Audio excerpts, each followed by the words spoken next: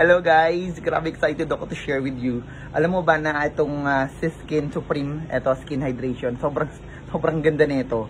Alam mo, naka 2 capsules pa lang ako. Actually kahapon ako nag-try na uminom nito din kaninang umaga. Alam mo, pagkainom ko, naramdaman ko talaga yung effect na gumanda yung tulog ko.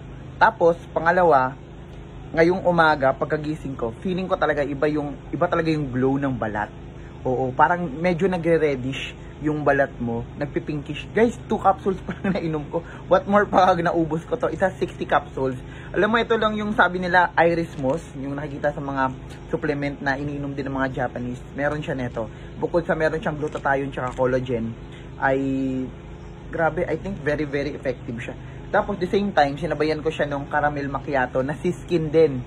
Ito din is to Arijan's Coffee. Kape na nagpapaglow ng balat, okay, nagpapa-healthy ng balat. So, try nyo din. Kasi sobrang sarap niya. Kung makikita mo yung mga chia seeds siya, ayan o, may mga chia seeds. May mga maliliit na mga buto-buto. So, isa din naman siya nagpapaganda.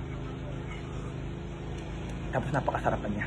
Okay, so eto guys, actually nagda-dark to kasi lagi ako nagsishave eh. So na-irritate to kaya nagda-dark. Ngayong umaga, kaninang umaga pagising ko, yung dark kasi itim yan eh. Yung dark nag-pinkish, ayan o, nag-red. Parang naglalighten, unti-unting naglalighten. So bukod sa gumagamit ako ng sabon, ay gumagamit din po ako, nag-try na po ako at gumagamit na po ako ng Skin Supreme. Kaya sa mga hindi pa po nagta-try nito, check out ho kayo. Ilagay ko yung ano dyan, yung link kung saan kayo pwede mag-check out. Okay? So, bye-bye!